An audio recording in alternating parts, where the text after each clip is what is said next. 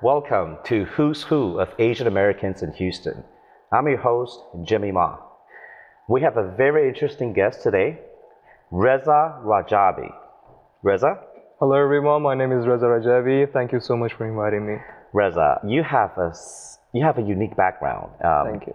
You speak three languages fluently. Yes. You are originally from Iran, Yes, but you speak fluent Chinese and English. and English. And you've only been in Houston for what, a year? About a year, A yeah. year? But your travels are extensive, and to learn Mandarin Chinese at such a young age and being able to speak it fluently is amazing to a lot of our audience. Thank you. So I want to know how you ended up learning Chinese. Actually, we'll go back to your first love. Your first hobby was you were supposed to be an Olympic swimmer. Yes, that's right. How'd you get that start? I started to swim like when I was 10 years old, like seriously. But the reason that I started has as a background, like something behind it, two stories. The first one when I was like 5 years old, the kindergarten took us to swim. So I was like, I don't care, I want to jump in and swim like others. So but I didn't know, they already learned how to swim, but I was not like, I didn't know anything. So I just jumped in. And I was like, yeah, I can swim, I can swim. I was just going down slowly. Anyway, the lifeguard just saved me in that day. You almost drowned. Yeah, The first time you almost. swam. My foot just touched the floor. So he helped me, and I was like, why did I do that? I didn't tell that story to my parents. I didn't want to. They know like what happened to me. Second time, we were in a small village. My brothers, my cousin, they were swimming. So I just walked into the river, and suddenly I flipped and just going around and around and around. My cousin, who used to like teach me how to swim after that, he saved me again for a second time. So, but when I was 10, my sister told me, hey, listen, you have to learn how to swim. I was like, I know how to swim, I just hate it. I just don't like to do that. So I had the right to do that. I had the right to hate it because too bad. You almost drowned stories. twice. Yeah, exactly. So my cousin, like he used to be like a teacher in the swimming pool. So he taught me how to do it. For the first time, actually, I learned how to do it. It was just amazing. I fell in love with the swimming. So and every day, I keep calling him, bothering him. Like he was in the party or somewhere with his friend. Hey, how to do that movement? How to do this? He was like, God, stop it. Okay, you will be fine. Just go slowly. I was like, no, I have to know that. So after 4 years, after so many competitions, I became the international swimmer of Iran when I was 14. So you represented the national team. Yes. It was really tough. In that 4 years, I would just like do everything. I gave up everything just to learn, to be in that position. It was really tough for me. But when I got there, catch my goal, it was just amazing for me. Like the way your parents like proud of you, the people looking at you, it was just really, really amazing. You represented your country, you're the Yes. pride and joy, but the sacrifices you made, a lot of people don't know that. Just like here in the States, to make the national team, you basically give up everything. Exactly. You're training at a center all the time, you're away from You're your not family gonna and have friends. any friends. You're not gonna hang out. You will see your family once a while because you're always traveling. You're always in the pool. You're swimming. But the thing is, you give up something. Before I wasn't representing Iran, and after it was just totally different stories. Before that, you do it because you wanted to get there. But after that, you're doing because of your country. So when you do it something for your country, it's just completely different. Pride. The feelings, the power in your heart, you just want to do it. No matter what's going to happen, you want to just do it, make your country proud. So yeah. But this makes it, I should say, extra devastating for what happened later. Could you tell our audience what happened to your Olympic career? Yeah, like after I was in the international team, so the next goal is to be an Olympic, which is all the like athlete that wanted to be there. No matter you're the first or the last, you wanted to be It's there. the next step, Exactly. Actually, the last. last step. So after so many competitions, I got the chance to be there. But unfortunately, when I was 17, like exactly a year before to participate Olympic, my right shoulder broke. So I actually like lost everything that I've done the past 7 years. Like every day, all like when that happened to me, It was just like a movie, just pictures passing by, all the pain, everything. I was just like, why would that happen to me? I was so mad. And you were young. 7 years of life is gone. Exactly. Exactly. It's not easy, but obviously you got through it because you're sitting here talking to us, and I know what happened after, but our audience doesn't. But what I want to take them through is that shoulder injury. Did you do rehab and try to make it back to the team?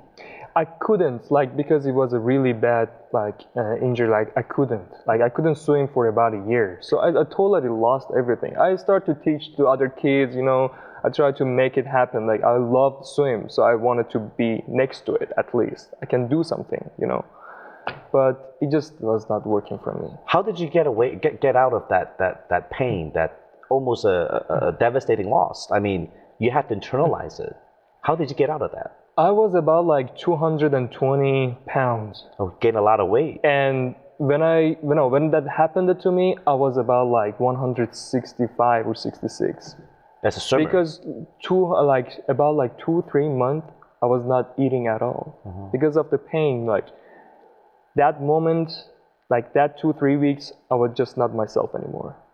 It's devastating. I was just too much pain for me because for a young man, it's hard to understand the situation. At that time. I was always asking like, God, why it happened to me? It could happen to anyone, but I like make so many people like upset. And you know what? You had a lot of expectations on you. Yeah. So you lost 60 pounds in 3 weeks. Yeah, just like I couldn't eat, I couldn't do anything, and just lie down on my bed and just crying and just like yelling at myself like, why did you do that to yourself? But it was not my fault. I learned in that time, maybe I couldn't understand why it's gonna happen to me because I was too young. But after that, the stories happened to me. I can understand, okay, everything happened in this life, it has reason. And I understood, and it was amazing. Because of this change, it brought you this new opportunity. And the new opportunity was to explore. You have a restless spirit. You chose that. You told me that you had a choice to leave Iran and go to China or Australia. Yeah, my first option was going to Australia because I was like, I can't take it. I just have to travel, to experience more. That's what I love. And I decided not to go to Australia because I didn't know anyone and I was just 17 years old. So my brother and my sister, they were in China. So for like 3-4 years already. So I was like, they know the culture, they know everything. So it's not bad to go there. So, you know, they're going to help me about everything. This is what, 08, 09?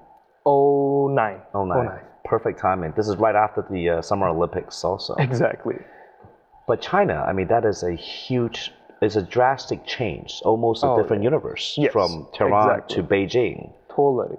I mean, even for us, from a Estonian, going to Beijing is a huge culture shock. Exactly. So you not only moved there, but you thrived and you made a life for yourself.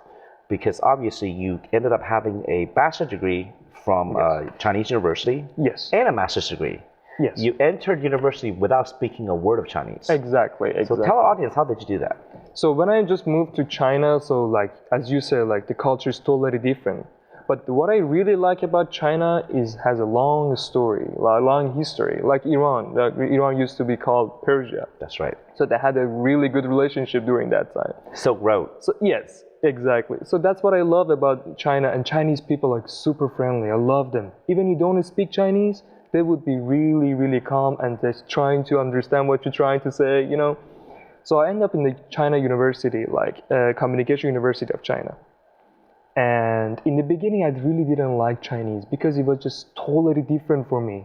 How they pronounce it, like teacher said, ba, ba, ba, ba. It's like, oh, what is going on here? It's hard. It's not, it's one of the hardest languages to learn. Exactly. It was really tough for me. But step by step, I said, Reza, you have to learn. You want to live in this country? You want to be successful? You have to learn how to communicate with people. So I did. I studied hard. And I start to, you know, like do other stuff, know more people, trying to be part of them. Having a good social life helped you too by having friends. But you were fortunate because Beijing has a population of probably over 20 million at most times. But it's a very friendly city in the north. You could have ended up in a lot of other places and not speaking the local language would actually alienate you. Sure. But in Beijing, it's different. Even though it's such a big city, there's a lot of small parts, a lot of warmth.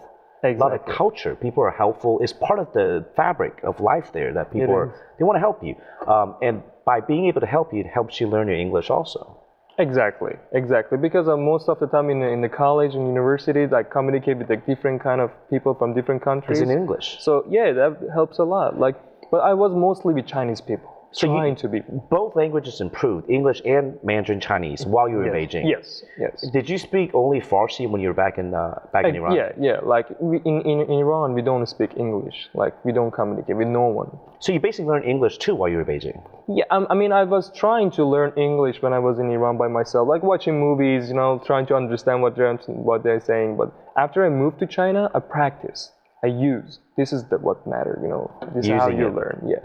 Well, having a very exploring mind and having a good outgoing personality makes a difference. You're willing to try everything, right? You're Yeah. young, you know. You gotta, and you have a lot of how do I say this? Self-preservation. Preservation. Yes. You're relying on yourself, so you force yourself to go out there and learn it. Absolutely. So you would tell our audience too. There are folks out there that want to learn Chinese.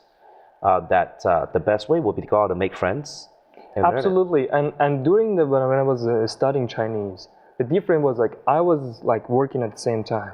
So whatever I learned in the class, after the class, I use and communicate with Chinese people. Even it was so difficult for me because you know pronunciation is really important in Chinese. But when you're saying they don't understand, and you get like frustrated. Why they don't understand me? And step by step, when they understand you, you feel amazing. Your Chinese is better, is much better than what I expect for someone that only spent, say, was it 5 years? 5 or 6 years in China, and from someone that did not speak the language at all. Your pronunciation is right on the dot, and very importantly is you're able to react and respond, and you know the correct verses to use, which is amazing to me because you just had a short time there. Yeah. But of course, your life, that changed your life, that brought you from Iran to Beijing, also brought you new opportunities. Absolutely. You ended up being a model and being on TV. Tell me what Yeah, happened. that was just like a chance, you know. No, like one day I was with my brother going to the Starbucks, and when we were coming out, there was a Chinese man and he asked me, "Hey, do you like to do modeling?" He asked my brother because my brother could speak Chinese well, better than me. So, and he was like, "Reza, he asked you that. Do you?" I was like, "Yeah, why not? Like, let's try. It's interesting." And so he took me to the agencies, to the castings. And that was a time that I really met models, like models that they have experience in Italy, in France, all over the world. And I was like, I can't beat them. Like they know how to do it. So I took a picture by myself. Like my first few pictures that I loved them, just took it by myself. Like I give the camera to my brother. I was like, okay, let's do this, let's do that. Not professional, you did it yourself. Yeah, just like not even a Photoshop on it. And try to make a resume. So I had like 4 or 5 pictures against the people that have like more than 100 pictures with the brands and everything. Agents. Yeah, and when I was going to show into the like casting director or whoever, I was like, this is my resume. And they look, and I was like, thank you so much for coming, we will call you. That means like, no, big no. So I felt so bad. And other models are like, what is he doing here, you know? And I felt so bad, and I said, like, I have to make it. Even I'm not, like, this is not my goal of my life, but I have to make it. I wanted to be there. I want to be one of them that when I put my resume, they say like, wow, we love it. Not only did you make it, it also led you to more amazing opportunities because of this experience. Absolutely. And we're going to take a short break. After the break, we'll continue following Reza's amazing journey and how he ended up here in Houston.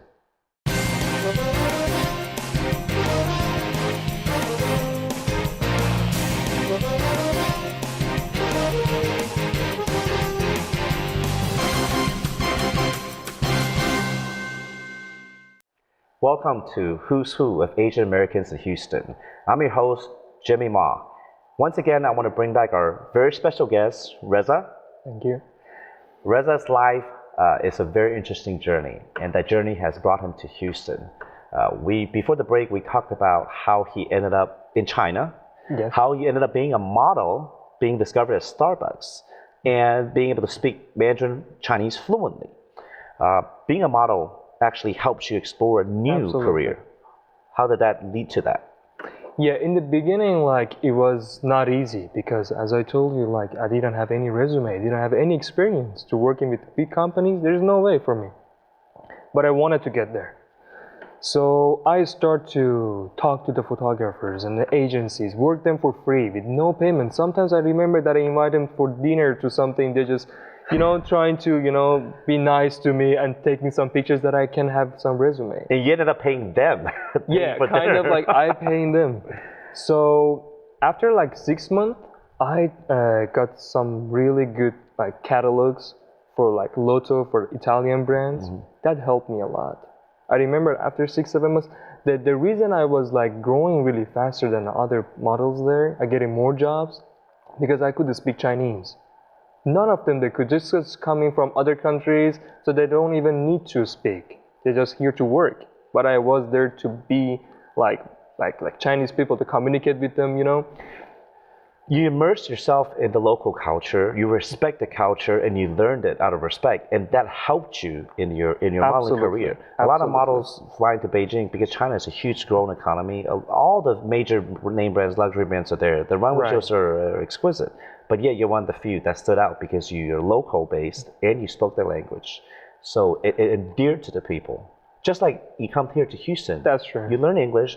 You endure to local culture because you want to be part of the society. Exactly. Right? You're not just here to take. You want to give also. That's really true. And because of the modeling job, you ended up becoming, what was that? You started your own company doing... Oh, yeah. Like, because I was like, keep doing modeling, I was in the TV shows like Red Carpet for Iron Man 3, stuff like that. It made me like, why I can't open my own company? Like, have my own outfits brand, my own brand. So I started to open a company. A designer label of your own? Yes. How old were you then? Like 20. Wow. 20, 21. Were you probably one of the youngest designers to have their own brand, right? Yeah, it could be. But yeah, it was really hard, like trying to open a company by yourself. My brother helped me a lot. I tried to ask him a lot of questions, like how can I do it? Like online shopping, online store is really difficult. You having a store is different to have it online because you have to make people trusting you and they buy. You basically sell your pictures, not That's your right. clothes. So in the first 4 or 5 months, it was really tough. I couldn't kind of make it. I was like, okay, just forget about it. But it ended up to I signed a contract with the Italian brand. And they got like, okay, we like your design, we like the outfits, everything. Let's combine like the shirts that we have with your like jackets and stuff. So that started to help me a lot. You did well enough where you were going to go to New York and sign a contract. Yes. It was 2 companies that I wanted to, I really was interesting. They told me they're doing big shows, they're doing stuff like that. When I came to New York, it was not really what they were saying. So I was like, okay, let's move to Houston because I have relatives here. My second cousin, he lives here. So I came here to see him and I loved Houston. The first day I came, I was like, wow, it's beautiful. Like everything is nice, it's different. That's another big risk you took. It's a big step because going from Iran to Beijing is a huge difference. Coming from Beijing to Houston also is a big difference. Coming from a city of population of 20 million, the New York of Asia, to basically Houston, 三线城市, a little smaller city in the middle. But you fell in love with Houston, just like us, all of us Estonians, we love the city. Tell us why you love Houston. As you know, like I told you, I love to have experience different things. Even in the same country, you move from one city to another city, you experience a lot of things. You learn about the culture, everything. But imagine you move like completely different country. The history is different, the people, the food even they eat is different. So when I moved to Houston, to United States, it was just a great experience. And I loved it. And United States has like several cultures in it. They're making cultures here, which I really love it. You can see every kind of people you want from all over the world. That helped me a lot, like getting to know more people. Our city has one of the most diversified cultures. We have so much diversity, and we're very welcoming to immigrants. This city is built with immigrants, and this is a great place to land. Welcome to Houston. Thank you so much. You're now a Estonian. Oh, thank you. You're going to be here. You also wanted to continue your business career. Yes. you continued the clothing line for a little bit, and then you wanted to. Now you're doing something else. You're doing import export. Yeah, I'm trying to doing that because my companies my brothers were doing that, so I learned a little bit from them. So it's good because I have 3 countries now ready. So I know the languages, so why not? I mean, it's good. The language and the culture, because you understand that. So that facilitates everything, makes everything easier. So now that being in Houston, you realize that being able to speak Chinese is a big help. It is. Okay. It is. Why is being able to speak Chinese a big help, even though you're not in China? Because you bring a culture, and those people are here. Like they're Chinese, but they're in the United States, but they still have their culture. That is really amazing. They still really a strong relationship with Chinese people, and they're taking care of each other like their hometown. And it's so amazing, and I would love to be with them and give back as much as I can. You participate a lot in our events, and like you said, the Chinese immigrant community in Houston is vibrant but close knit, very helpful to each other and to anyone that shows interest in Chinese culture. Yes, it's a culture that is worth publicizing and worth learning. It's fun, and that relates to learning the language itself. Exactly. Could you help our audience a little bit about how to learn the language better and faster? Learning the language is really interesting. First of all, you have to love that language. I cannot suddenly say I wanted to learn Spanish even if I don't like it. Sometimes you have to, like me, I had to learn Chinese. But learning in the class and practice with the native speakers, it helps you a lot. You're gonna pick up so fast because you use the language. So it's really so surround yourself with people that speak Mandarin. Absolutely. And be able to practice it and have a social life in that. And that's the best way to learn. Yes. I remember you said that when you started learning Chinese, you didn't really like it because it was so foreign. It's so difficult. Yes, it was just different. But slowly, because of the culture, because of the social, economic background, you're able to appreciate the language and exactly. learn it. Your Mandarin is so fluent. You're able to do 相声, which is a traditional comedic expression, which a lot of local speakers, native speakers can't even do because that tone is different. You've done a lot of big events in Houston. You participated in the Lunar Chinese New Year Gala. You did the comedic 相声 during that performance. How did you practice for that? I mean, that is not easy. Actually, the person that I was doing that with, he wrote down exactly a night before that show. Like we practiced just in 30 minutes. Wow. And I looked at it, I was like, can I do that? I was like, yeah, of course, let's do it. Wait, you can read Chinese? Oh, absolutely.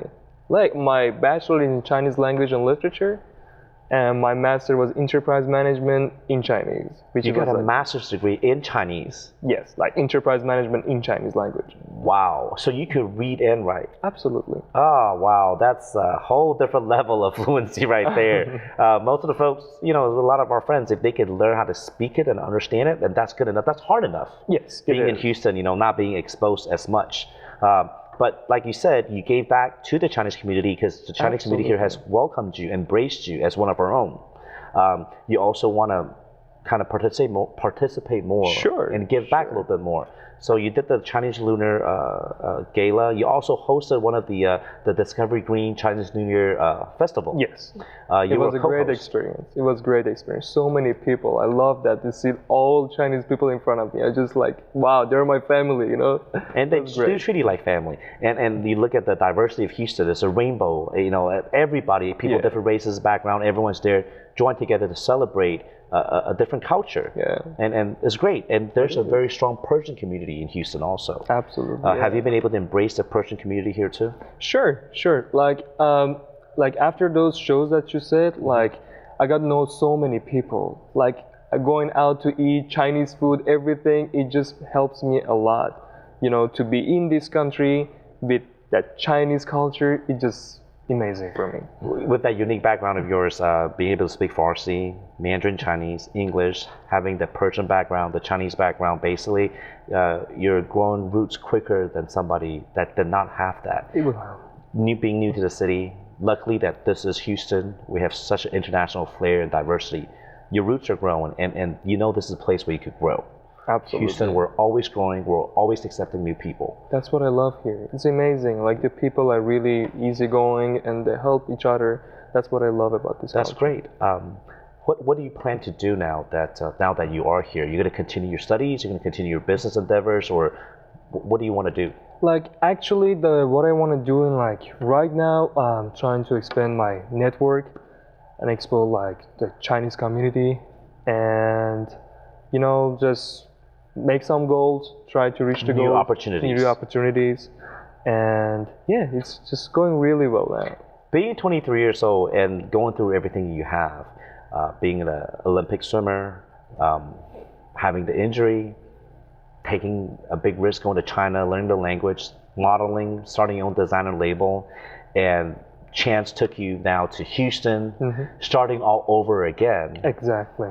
But because of a positive and upbeat attitude, you're able to embrace the city, and the city has embraced you back. This is going to be your roots now. Being a Houstonian has many advantages, as you have seen already. Sure. We want to Yes. welcome you to Houston once again. Thank you so much. You will Thank you. extend your network. You will meet a lot more people and a lot more opportunities. Thank you so much. Thank you, Reza. We will be seeing you very soon in the future. Sure. Thank you so much. Thank you for tuning in to Who's Who of Asian Americans in Houston. I'm your host, Jimmy Ma. We'll see you again soon.